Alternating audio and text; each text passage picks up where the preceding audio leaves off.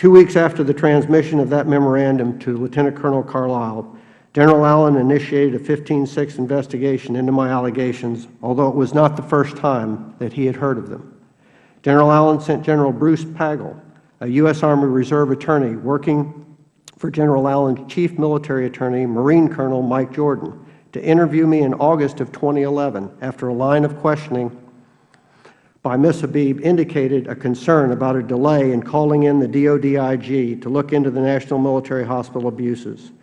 When Colonel Pagel, accompanied by a young U.S. Marine Corps captain attorney, asked me if there was any reason to believe Lieutenant General Caldwell delayed the investigation into the NMH, I replied, quote, "Any reason to believe? I know it for a fact," unquote. He repeated that last phrase somewhat incredulously, but then listened as I relayed the information that you have in the 25-page memorandum for record to him, while the young captain took copious notes. I provided a number of corroborating witnesses to interview to ascertain my veracity. I heard nothing further regarding my clearly presented accusation of wrongdoing by a general officer still under the command of General Allen to a member of his military justice department. I heard nothing, that is, until I put it in writing to Congress 4 months later. Shortly thereafter, Ms. Habib made a request for ISAF's Public Affairs Office for an interview with me. Rear Admiral Lower Half Beck, General Allen's Public Affairs Officer, sent 2 junior Public Affairs officers to meet with me to assess my knowledge of the topic, the Dawood Afghan Military Hospital. They listened in silence as I spoke for over 40 minutes on the topic, and then finally interrupted me with the question, "Have you ever had any PA training?" I responded to the affirmative and noted that every PAO I have ever worked with in the Air Force had told me to, quote, "talk about what I knew and always tell the truth," unquote. And I hoped that that also applied in the joint arena.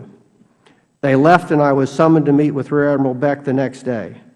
After listening to what I was going to tell Ms. Habib, his response was to state that I was clearly a disgruntled officer, could not be a spokesperson for ISAF. He was not going to allow me to have an official on-the-record interview.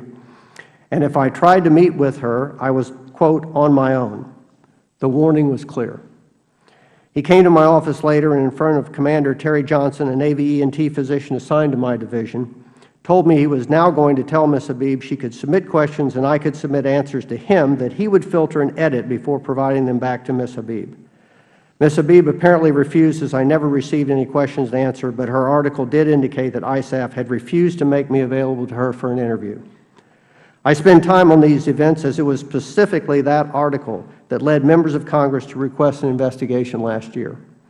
But that article was not complete due to command in Afghanistan providing half-truths and obfuscating the multi-layered labyrinth of still active causalities, not the least of which was the inability of the senior leadership to effectively engage and defeat the criminal patronage networks, some with ties all the way to the top of the government of Afghanistan.